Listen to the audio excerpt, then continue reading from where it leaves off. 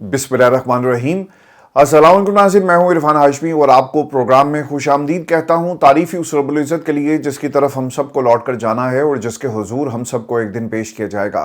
दोस्तों, आज 29 जनवरी है, दिन है जुमेरात का, और आज की हमारी ये पहली वीडियो है। 4 खबरों पर तफसील से हम बात करेंगे। पहली खबर, इमरान खान का जेल का सेल वार्ड में तब्दील कर दिया गया। आपकी मेडिकल रिपोर्ट्स और सेहत से मुतल्लिक 9 गवाहियां अब तक आ चुकी हैं। पाकिस्तान के 2 बड़े अखबारात और फिर सहाफ़ी क्या कह रहे हैं, इसका मुकम्मल हाल अहवाल आपके सामने रखेंगे। और इमरान खान की मेडिकल रिपोर्ट का पॉलिटिकल पहलू क्या है, हुकूमत अब तक क्यों खामोश है और क्या सियासत की जा रही है, प्रेस कॉन्फ्रेंस ये हुकूमती टोला क्यों नहीं करता, ये आपको बताएंगे आज की इस नशिस्त के अंदर। और फिर सोहेल अफरीदी का अडयाला की तरफ मार्च शुरू हो चुका है, आज धरना होगा। और उससे पहले क्या जज साहब का जो वारंट गिरफ्तारी उन्होंने जारी किया सोहेल अफरीदी को क्या गिरफ्तार किया जा सकता है और कितनी बड़ी तैयारी के साथ ये मार्च होगा आज अडयाला की तरफ। और 8 फरवरी के हवाले से क्या तफसीलात हैं दोस्तों, और हुकूमत क्या तैयारी कर रही है ये भी आपको बताएंगे। और अडयाला में कर्फ्यू का आज माहौल एक्सपेक्ट किया जा रहा है। और फिर पतंग गले की हड्डी बन गई। हुकूमत पंजाब के पास कभी भी कोई प्लान नहीं था पाकिस्तान की आवाम के लिए, ख़ासतौर पे पंजाब की आवाम के लिए। वहीं पर वफाक आपको फ्लॉप नज़र आता है, मईशत मुकम्मल तौर पे तबाह हो गई। अब ये त्यौहार भी ढंग से नहीं कर सकते। और वो मरीम नवाज़ जो मुल्क की अगली वज़ीर-ए-आज़म बनने का ख्वाब देख रही है, उन्होंने एक नया आइडिया दिया और ये ब्रेन एक्सपोर्ट आइडिया है। ये ब्रेन एक्सपोर्ट क्या होता है ये भी आपको बताएंगे आज की इस नशिस्त में। लेकिन दोस्तों, प्रोग्राम शुरू करने से पहले मेरी आप तमाम देखने और सुनने वालों से दरखास्त है कि आप इरफान हाशमी टॉक्स को जाकर जरूर सब्सक्राइब कीजिएगा। अब हम रेगुलर रोज़ाना की बुनियाद पर एक वीलॉग कर रहे हैं, इंटरनेशनल खबरें हम इस प्लेटफॉर्म के ऊपर आपके साथ शेयर कर रहे हैं, जाकर इसे आप ज़रूर सब्सक्राइब करें। और इसके साथ साथ ऐसे मौज़ूआत जिनके ऊपर डॉक्यूमेंट्रीज़ का जो सिलसिला हमने शुरू किया था वो भी गाहे बगाहे हम इसके ऊपर ज़रूर अपलोड करेंगे। तो आपको इस प्लेटफॉर्म को जाकर ज़रूर सपोर्ट करना है, क्योंकि एक नेक मकसद के तहत इस प्लेटफॉर्म को बनाया गया। और इसकी सारी जो इनकम है, जो रेवेन्यूज़ हैं, वो हम पाकिस्तान में अपने बच्चों के स्किल सेट पे खर्च करेंगे। पाकिस्तान को ज़रूरत है आपके ताउन की। आपने कुछ नहीं करना, सिर्फ डॉक्यूमेंट्रीज़ को देखें, व्लॉग्स को सुने, और इसका जितना भी रेवेन्यू होगा जो जनरेट होगा वो हम स्किल सेट के ऊपर खर्च कर देंगे। नौकरियां हमने क्रिएट करनी है, एंटरप्रेन्योरशिप की तरफ जाना है और बच्चों के स्किल सेट में इजाफा करना है, तो ज़रूर आप इसका हिस्सा बने। दोस्तों, जुमेरात इमरान खान से मुलाकात का दिन और सोहेल अफरीदी की कमी महसूस की जा रही थी अडयाला के बाहर। खासतौर पे अलीमा खान के धरने के बाद ये एक्सपेक्ट किया जा रहा था कि सोहेल अफरीदी या पाकिस्तान तहरीक इंसाफ ज़रूर कॉल दे। और ये कॉल आना इसलिए भी ज़रूरी था, पिछले 48 घंटों में इमरान खान की सेहत के मुतालिक मुख्तलिफ रिपोर्ट सामने आई, दावे सामने आए, और पाकिस्तान में 9 से 8 ऐसी गवाहियाँ आ चुकी हैं कि इमरान खान को अडयाला जेल से निकाल कर पिम्स हस्पताल लाया गया, जहाँ पर उनका एक छोटा सा ऑपरेशन किया गया है। अब ये ऑपरेशन था, ट्रीटमेंट था, क्या किया गया डिटेल हुकूमत नहीं दे रही। ऐसे माहौल के अंदर सोहेल अफरीदी का निकलकर अडयाला के बाहर धरना देना ये बहुत ही ज़रूरी था। पाकिस्तान तहरीक इंसाफ बैरिस्टर गौहर साहब जो हैं वो तो भाग गए हैं, और वो पाकिस्तान तहरीक इंसाफ के प्लेटफॉर्म को लीड करने में बिल्कुल कामयाब नहीं हो सके, बल्कि उनकी नालायकी जो है पूरी कौम के सामने है। सोहेल अफरीदी एक वाहिद ऑप्शन था जिनका अडयाला के बाहर ये जो महाज है इसे खाली ना छोड़ा जाए, जैसा बैरिस्टर गौहर ने छोड़ा। सोहेल अफरीदी जो है इस महाज को संभाल सकते थे, और अब वो जुमेरात का जो उन्होंने वादा किया इस वादे को पूरा कर रहे हैं। और अडयाला के बाहर पाकिस्तान तहरीक इंसाफ, KPK से काफ़िले, इसके साथ साथ पंजाब के काफ़िले और जितने भी इनके तंजीमी जो ओहदेदारान हैं, जितना भी इनका लोकल जो ढांचा है, वो आज हमें अडयाला के बाहर जो है वो नज़र आएगा। दोस्तों, जो लिस्ट दी गई है इसमें एक तो सूबाई वज़ीर शफी जान, मीना खान अफरीदी, सैयद फ़खर जहां और फलक नाज एजाज खान का नाम इसमें शामिल है, जिनकी कोशिश होगी कि वो इमरान खान से मिले। लेकिन ये मुलाकात जो है वो नहीं करवाई जाएगी। हमेशा की तरह ऐसे वक्त में जब सोहेल अफरीदी पाकिस्तान की इस्टेब्लिशमेंट पर ताबड़तोड़ हमले कर रहे हैं और आईना दिखाया जा रहा है उन तमाम लोगों को जो ऑपरेशन का पहले पूरा एक सिलसिले का आगाज़ करते हैं, मनाने की कोशिश करते हैं, बयानिए बनाए जाते हैं, पार्लिमान के फ्लोर पर तकरीरें होती हैं, TV एंकर्स के ज़रिए सवालात करवाए जाते हैं, और फिर एक बयानिया बनाकर ऑपरेशन की तैयारी की जाती है, लेकिन बाद में सब कुछ लोग जो हैं वो रिवर्स करने की कोशिश करते हैं। तो ऐसे माहौल में सोहेल अफरीदी ने जरगे का ऐलान किया, और इस जरगे में लोगों की राय पाकिस्तान की आवाम के सामने रखेंगे कि लोगों को किस तरह उनके घरों से निकाला गया और सारा मलबा जो है अब KPK हुकूमत के ऊपर गिराया जा रहा है।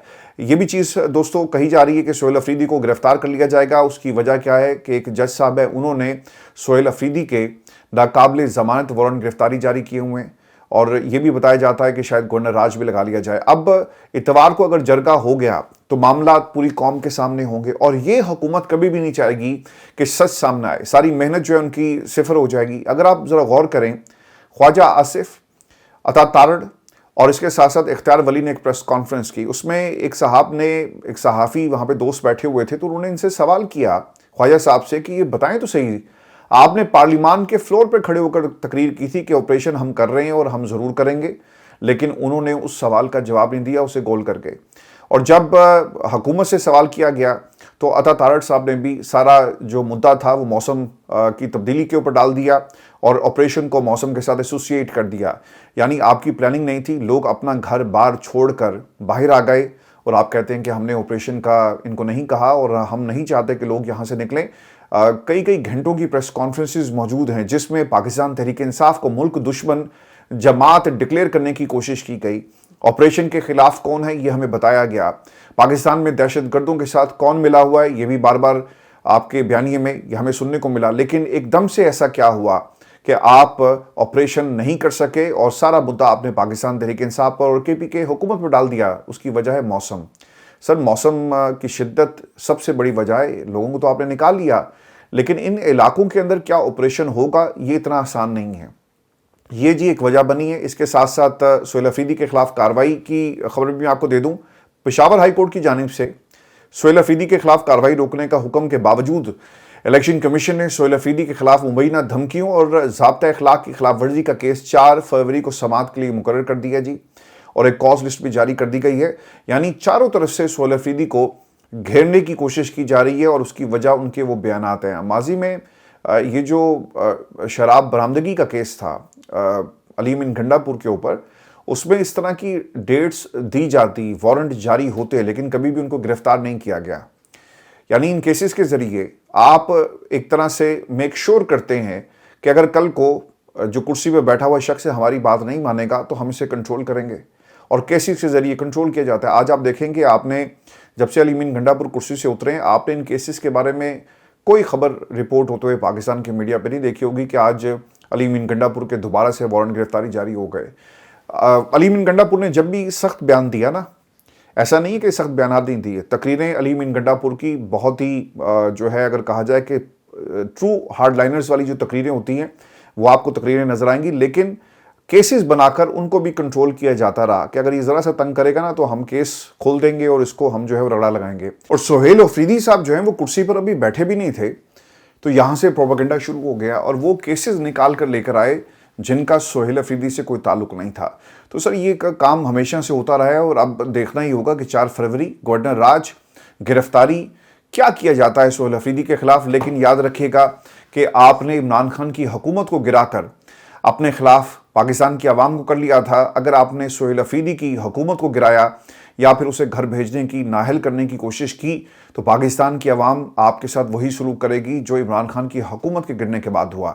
لوگوں کو آبویسلی سہیل افریدی عمران خان کے بعد جس طرح سے لوگوں کو اس نے موبلائز کیا, باہر نکالا, اس وقت مکمل لائم لائٹ میں آپ کو سہیل افریدی صاحب نظر آئیں گے. تو یہ غلطی اگر پاکستان میں طاقتوروں سے ہوئی, پاکستان کی حکومت سے ہوئی, تو اس کی قیمت آپ کو اس سے پہلے سے جو عمران خان کی حکومت گرا کر جو آپ نے ادا کی, اس سے دگنی قیمت آپ کو ادا کرنی پڑے گی. تو سہیل افریدی صاحب جب سے آئے نا انہوں نے ایک چھٹی بھی نہیں کی.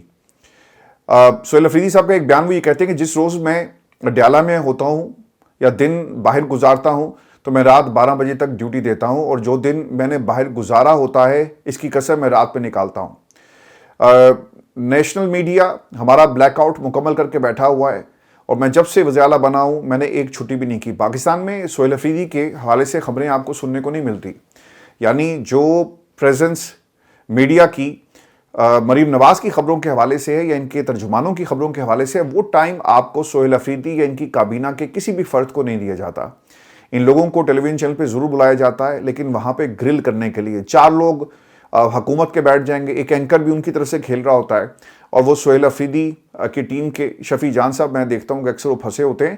تو یہ پاکستان کا نیشنل میڈیا ان کے ساتھ کر رہا ہے. سر آپ اس کابینہ کو چھوڑیں, عمران خان کا نام جو ہے پاکستان کے ٹیلی ویژن چینلز کے اوپر نہیں چل سکتا، تو وہاں پہ نیشنل میڈیا جو ہے وہ کیوں کر ان تمام دوستوں کو کوریج دے گا؟ کبھی بھی نہیں دے گا۔ اور دوستوں آپ کو یہ خبر دیں کہ عمران خان کو 20 منٹ کے لیے پیمز ہسپتال لایا گیا۔ ایک اور گواہی آ گئی ہے، اور پاکستان میں کل 9 سے 10 گواہیاں ہوگی جی، اور 2 بڑے اخبارات اور پاکستان کے صحافیوں کی طرف سے یہ گواہی دی گئی۔ اور صرف یہ صحافی نہیں گواہی دے رہے بلکہ حکومتی وزراء بھی آپ کو آف دا ریکارڈ یہی بتا رہے ہیں، اور پھر وہ حکومتی ترجمان جو تمغہ امتیاز ہیں، پاکستان میں بڑے بڑے انہوں نے تمغے حاصل کیے، ان کی طرف سے بھی یہ گواہی آ گئی ہے۔ حامد میر صاحب نے جی اس کی کنفرمیشن کی ہے، اور ذرائع بتاتے ہیں کہ عمران خان کو چند دن پہلے 20 منٹ کے لیے پیمز ہسپتال لایا گیا، لیکن بعض ذرائع یہ بتاتے ہیں کہ یہ 20 منٹ نہیں بلکہ 3 سے 4 گھنٹے ان کو پیمز ہسپتال میں رکھا گیا، جہاں پر ان کی آنکھوں کا چیک اپ کیا گیا،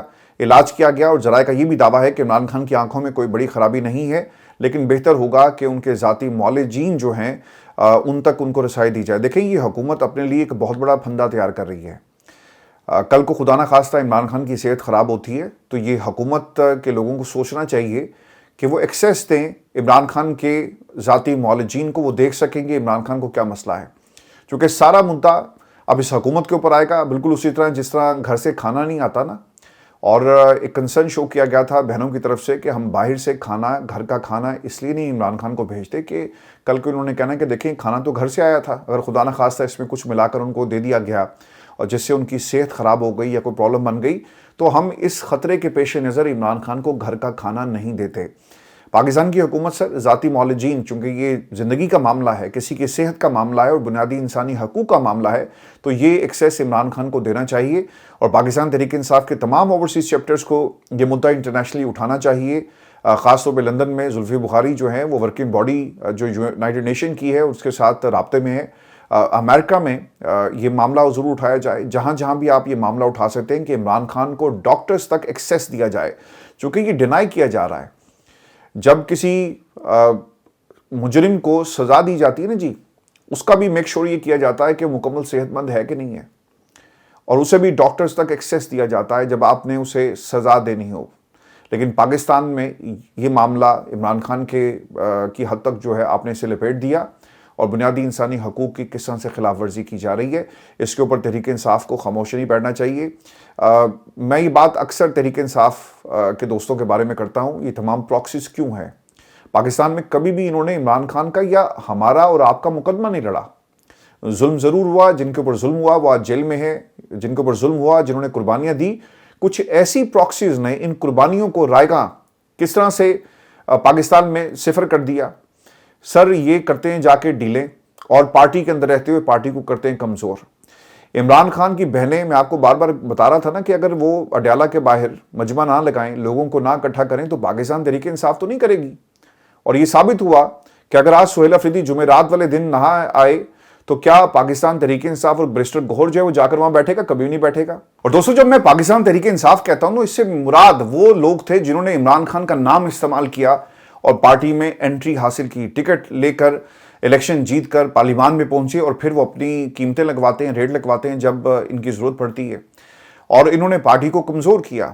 لیکن وہ مخلص لوگ، وہ ورکرز، وہ پاکستان تحریک انصاف کے فالوورز، عمران خان کو چاہنے والے جو اڈیالہ کے باہر بغیر کسی لالچ کے اکٹھے ہوتے ہیں، ان کے نام بھی لوگوں کو یاد نہیں ہوں گے، جنہوں نے قربانیاں دی، جو ہر منگل کو گرفتاری دینے کے لیے پہنچ جاتے ہیں۔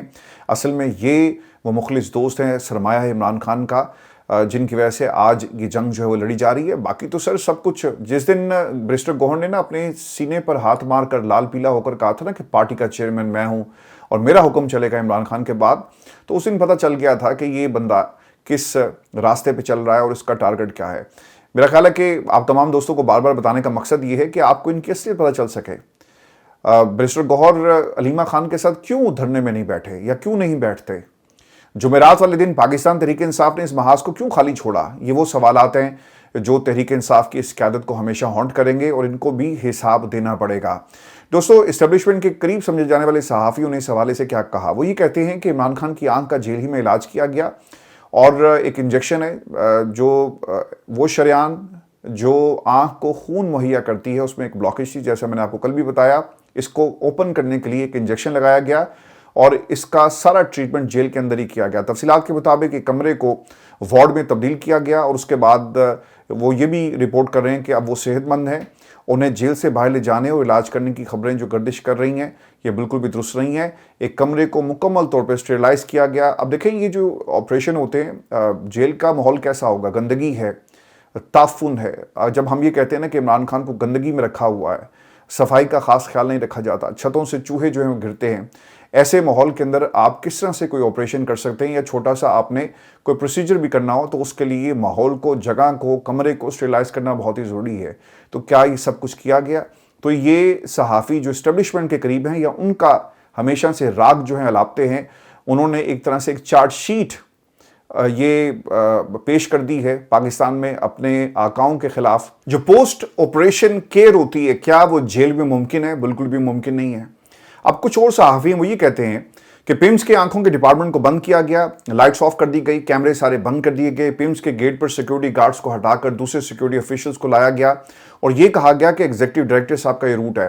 اچھا، یہ بھی ایک طرح سے ایک این ممکن ہے کہ آپ نے ڈائیورژن کریٹ کی ہو کہ یار کنفیوژن کریٹ کر دیتے ہیں، کچھ کہیں گے پیمز میں ہوا، کچھ کہیں گے اڈیالہ کے اندر ہوا اور اسی میں ہم عمران خان کا جہاں ہم چاہتے ہیں آپریشن ہم کر دیتے ہیں۔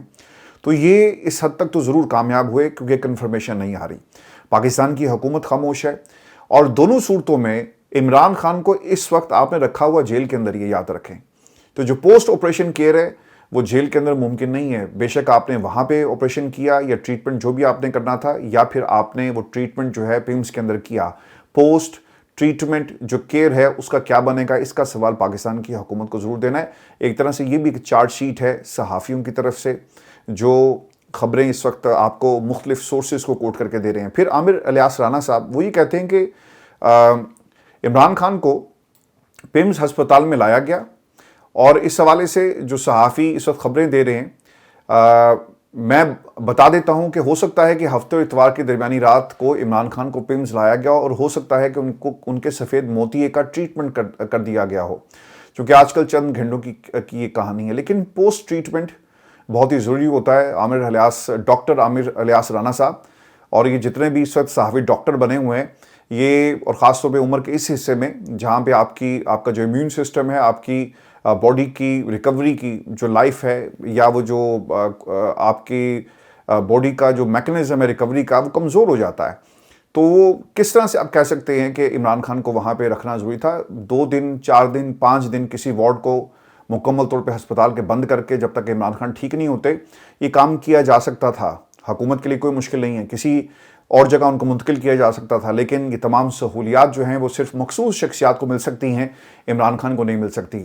سر میرا کنسرن کیا ہے؟ یہ جو پوسٹ آپریشن جو کیئر ہے یہ سب سے زیادہ امپورٹنٹ ہوتی ہے۔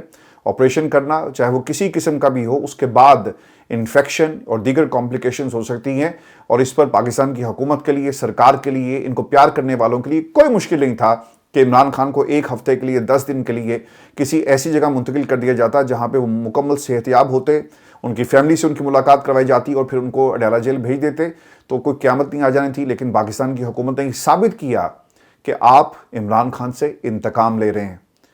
وہ جو کہتے تھے نا کہ عمران خان کا یہ کہا تو آپ کو بہت برا لگا، کچھ لوگ آج بھی اپنی تقریروں میں اس کا حوالہ دیتے ہیں کہ میں جا کر نواز شریف کا جو ایئر کنڈیشن ہے اتار دوں گا، لیکن یاد رکھیں عمران خان ہی وہ شخص تھا جس نے نواز شریف کو تمام سہولیات دی، پلیٹلیٹس کی رپورٹ، جعلی رپورٹ پیش کی گئی، باہر جانے کی سہولیات دی گئی اور جنرل باجوہ کا اس میں ہاتھ تھا۔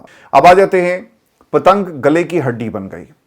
علامہ راجہ ناصر عباس صاحب نے جی 2 جملے کہے، آپ تمام دوستوں سے میں شیئر کروں۔ وہ یہ کہتے ہیں کہ پنجاب میں کیا بسنت ہو رہی ہے کہ عمران خان کی تصویر نہیں لگانی، اور کسی بھی پتنگ کے اوپر قیدی نمبر 804 آپ نے نہیں لکھنا۔ پاکستان میں سر یہ حکومت اتنی نالائق ہے کہ یہ تہوار بھی ڈھنگ سے نہیں منا سکتے۔ ویسے تو بہت ساری نالائکیاں ان کی، لیکن ہر تہوار میں جس کو یہ اپنی جیت سمجھتے ہیں، یہ الٹا جن کے ساتھ ہو جاتا ہے، اور نام پہ پابندی، رنگ پہ پابندی، تصویر پر پابندی، اور اگر کل کو جو اسٹیبلشمنٹ کے پیار کرنے والے صحافی ہیں اور اسٹیبلشمنٹ ان سے پیار کرتی ہے اور وہ اسٹیبلشمنٹ سے پیار کرتے ہیں، اب تو وہ بھی بتا رہے ہیں کہ کسی بھی پتنگ کے اوپر اگر کسی نے مارکر سے بھی 804 قیدی نمبر 804 لکھ دیا تو کیا اس کے خلاف بھی مقدمہ ہوگا؟ اور دیکھیں آپ نے ایک راستہ دے دیا، اگر آپ کسی کو پسند نہیں کرتے اور آپ نے قیدی نمبر 804 اس کے پتنگ کے اوپر لکھ کر اس کو گرفتاری اس کی ڈال دی، تو پاکستان میں سر قانون تو ان کے ہاتھ میں ہے نا. یہ سارے پی ٹی آئی کے ورکرز کو، لوگوں کو، جس پہ بھی اس کو شک ہوگا نا، ان کیسز کے اندر آپ یہ اندر کریں گے. تو یہ جو علامہ راجہ ناصر عباس صاحب یہ بات کر رہے ہیں کہ نوجوانوں کو آپ کیسے کنٹرول کریں گے، گھر گھر میں گھس کر پتنگ بھی دیکھنا انشاءاللہ یوم سیاہ بن جائے گا، تو آپ کا انشاءاللہ یہ اقدام بھی آپ کے خلاف ہی جائے گا. اور دوستوں آپ کو یہ خبر دیں کہ کے پی میں گورنر راج کے حوالے سے جب خواجہ آصف صاحب سے سوال ہوا تو وہ یہ کہتے ہیں کہ سہیل افریدی کہہ رہے ہیں کہ حکومت کوشش میں ہے کہ گورنر راج لگا دیں گے، نااہل کر دیں گے یا کچھ اور، تو یا مجھے مروا دیا جائے گا. تو خواجہ آصف نے کہا کہ یہ سارے فلمی ڈائیلاگ ہیں، یہ پی ٹی اے والے سارے بولتے ہیں، یہ پنجابی فلم کا یا پشتو فلم کا سکرپٹ لگتا ہے.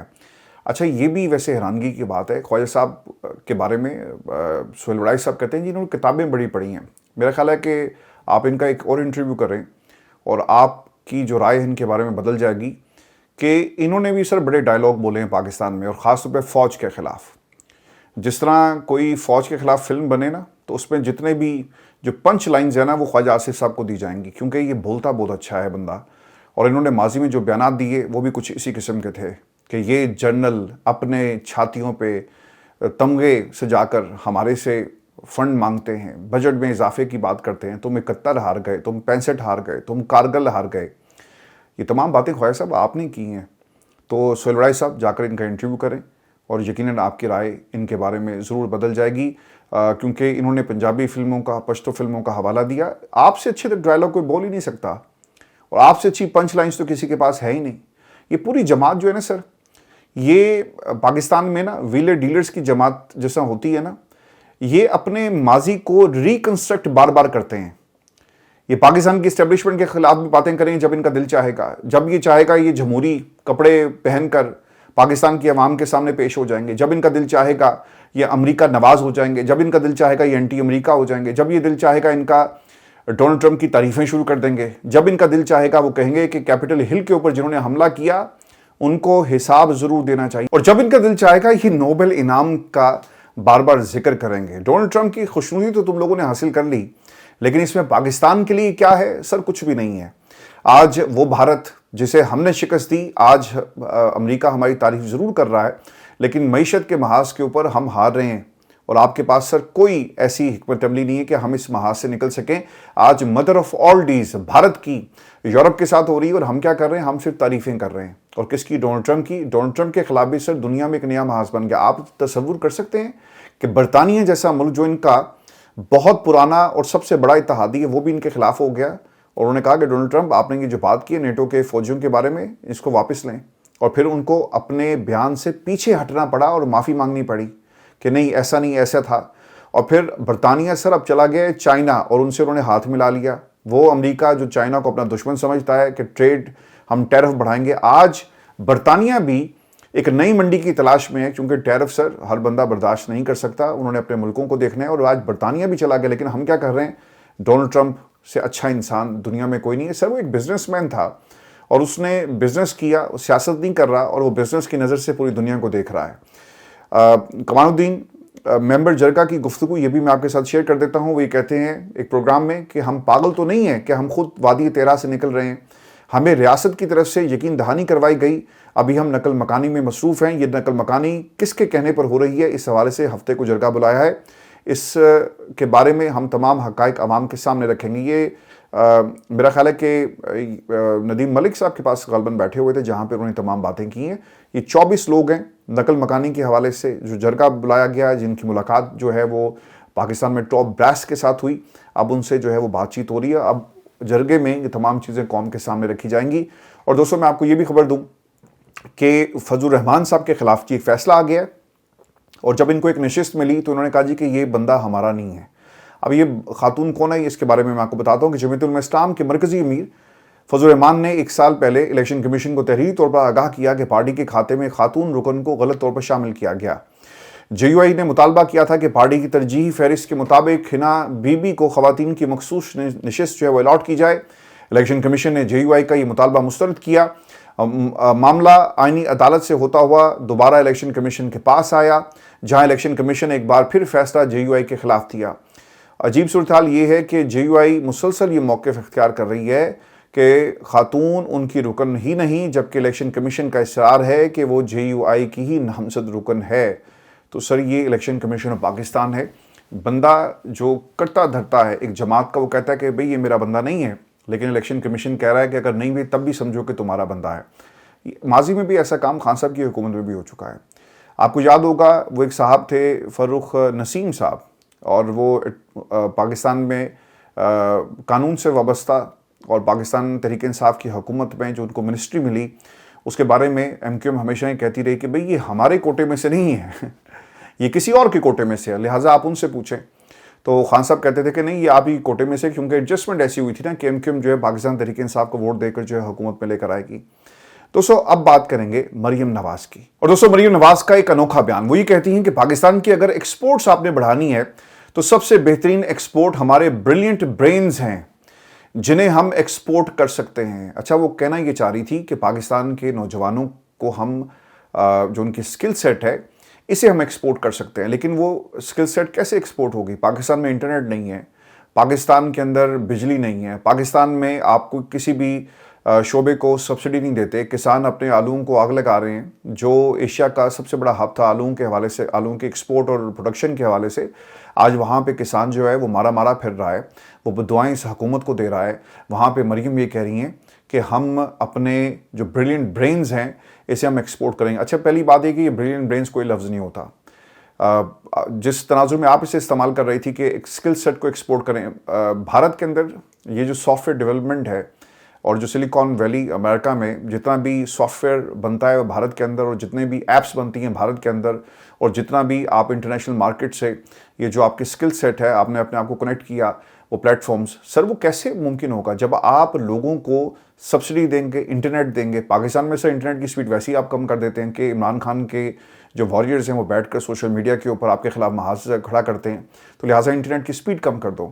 ایسے ترقی نہیں ہوتی، نہ ہی ایسے بچوں کو ایکسپرٹیز ملیں گی۔ یہ جو فگرز ہیں وہ کیا بتا رہی ہیں؟ پہلی بات یہ بریلینٹ برینز نہیں ہوتا، جو جس تناظر میں آپ نے اس کو استعمال کیا وہ ایکسپرٹیز ہے، اور پاکستان کے بچے اپنی ایکسپرٹیز کو ملک میں استعمال کرنے کے لیے تیار نہیں ہے۔ اور پاکستان میں سر پچھلے ایک برس میں 7 سے 8 لاکھ لوگ جو ہیں وہ باہر گئے۔ وجہ کیا تھی؟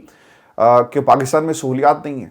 اگر آپ اپنے بچوں کو، نوجوانوں کو کانفیڈنس دیں، اور جو بچے اس وقت بے روزگار ہیں ان کے لیے روزگار کا اہتمام کیا جائے، انتظام کیا جائے، تو پاکستان کے بچے کیوں باہر جائیں گے؟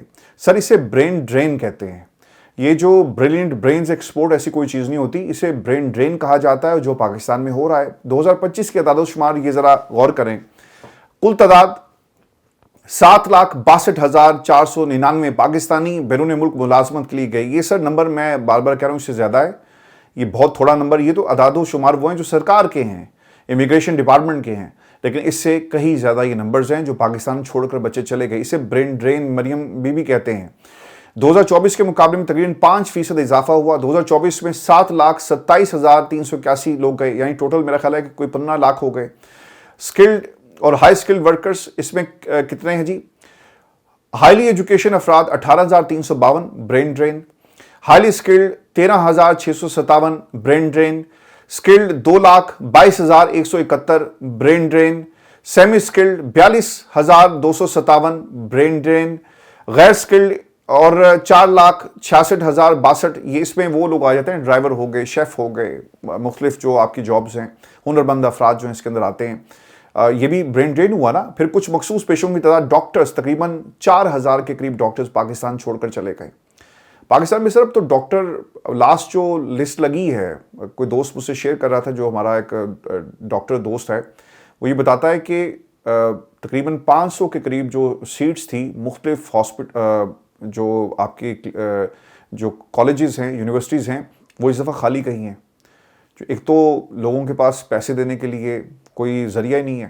اگر 1.5 کروڑ روپے میں اپنے ڈاکٹر بنا کر اپنے بچے کو بے روزگار کروانا ہے اور پھر ذہنی مریض بنانا ہے کہ یار میں نے 5 سال لگا دیے، پیسہ خرچ کیا، پھر نوکری نہیں ہے، میں کیا کروں؟ 40,000 کی نوکری نہیں مل رہی، لہٰذا چھوڑو کچھ اور کریں گے 1.5 کروڑ روپے کا۔ تو سر اسے برین ڈرین کہتے ہیں، اور بڑا آرگنائز طریقے سے یہ برین ڈرین پاکستان میں ہو رہا ہے۔ انجینئرز 5,946، بعض رپورٹس میں یہ 11,000 تک یہ نمبرز اوپر گئے ہیں، برین ڈرین۔ اکاؤنٹنٹس 5,659، اور بعض رپورٹس میں 13,000 یہ بھی برین ڈرین ہو گیا. ٹیکنیشینز, مینیجرز, ڈرائیورز 1,63,000 سے زائد ہیں جی. شیفس ہیں, نرسز ہیں. آسٹریلیا میں نرسز کی ایک بڑی مانگ ہے. برطانیہ میں نرسز کا سر ایک بہت بڑا آپ کو جو ہے وہ شارٹ فال نظر آئے گا, اور لوگ جو ہیں نرسز ایک بڑی تعداد میں برطانیہ آئے بھی. دنیا کے مختلف حصوں سے برطانیہ کے اندر لوگ آتے ہیں اور ایز اے نرس کام کرتے ہیں. لاہور کی صورتحال پہ بھی بات کریں گے, لیکن یہ برین ڈرین ہے جی جو پاکستان میں آج ہو رہا ہے. اور مریم کہتی ہے کہ پاکستان کی ایکسپورٹس کو بڑھایا جا سکتا ہے, کیسے؟ بریلینٹ برینز کو آپ ایکسپورٹ کریں. تو سر میں تو اس دن کے بارے میں سوچ کے پریشان ہو رہا ہوں جس دن مریم نواز کی خواہش پوری اگر کسی نے کر دی کہ ٹھیک ہے آپ کو ہم پاکستان کی دوسری خاتون وزیر اعظم بناتے ہیں, تو اس دن کیا ہوگا؟ ان کے ابا جی پرچیاں دیکھ کر پڑھا کرتے تھے. تو یہ کس طرح سے پاکستان 25 کروڑ عوام کی نمائندگی یہ لوگ کریں گے جنہیں یہ نہیں پتا کہ بریلینٹ برینز جو ہیں وہ ایکسپورٹ کیے جاتے ہیں, اور جس تناظر میں آپ بات کر رہی تھی وہ سکل سیٹ کو ایکسپورٹ کیا جاتا ہے, بندوں کو ایکسپورٹ نہیں کیا جاتا. اگر پاکستان میں رہ کر یہ سہولیات ملیں اور آپ ہر شعبے کو بہتر کریں تو ریونیوز پاکستان کے اندر کریٹ ہوں گے, آپ کے بچوں کا آپ کے اوپر اعتماد بڑھے گا اور پاکستان ترقی کرے گا. لیکن وہی کہہ رہی ہیں کہ بریلینٹ برینز جو ہیں ہم ایکسپورٹ کریں گے. پتہ نہیں کون سا بریلینٹ برین انہوں نے ایکسپورٹ کرنا ہے. اور آخر میں دوستوں میں آپ کو یہ خبر دے دوں, افسوسناک خبر یہ ہے کہ داتا دربار پرندہ مارکیٹ کے قریب ماں اور بیٹی جو ہے وہ مین ہول میں گر کر جاں بحق ہو گئے. ماں کی جی باڈی جو ہے انہوں نے نکال لی ہے, کچھ لوگوں کو انہوں نے معطل بھی کیا ہے. یہ لاہور کے سر حالات ہیں. باقی گاؤں دیہات اور باقی جو لاہور سے دور شہر ہیں ان کا کیا حال ہوگا؟ یہ ایک واقعہ آپ کو بتا سکتا ہے کہ لاہور جیسے شہر جس کی آپ تعریفیں کرتے تھکتے نہیں ہیں, کہ لاہور جیسا شہر جو ہے وہ یورپ کو پیچھے چھوڑ گیا. اور آپ دیکھیں گے کہ ہم آپ کو جاپان کوریڈور نہ جانے کیا کیا نام ہمیں سننے کو ملے, لیکن آج لاہور میں یہ افسوسناک واقعہ جو وہ پیش آیا. اللہ تعالیٰ جی درجات بلند کرے اور ان کے لواحقین کو صبر عطا کرے. اپنا خیال رکھیے گا دوستو. اگلی ویڈیو میں آپ سے جلد ملاقات ہوگی, اور جا کر آپ نے عرفان ہاشمی ٹاکس کو ضرور دیکھنا ہے. اور امریکہ ایران آمنے سامنے ہے جی. امریکہ کا بحری بیڑا پہنچ چکا ہے اور دوسری طرف ایران کہہ رہا ہے کہ ہم نے صرف ٹریگر دبانا ہے. یہ پوری میں نے ڈاکومنٹری, ایک شارٹ ڈاکومنٹری, اور کس طرح سے حملہ ہوگا, کہاں سے حملہ ہوگا, جا کر اسے ضرور دیکھیے گا. اپنا خیال رکھیں, اجازت دیجیے. اللہ نگہبان.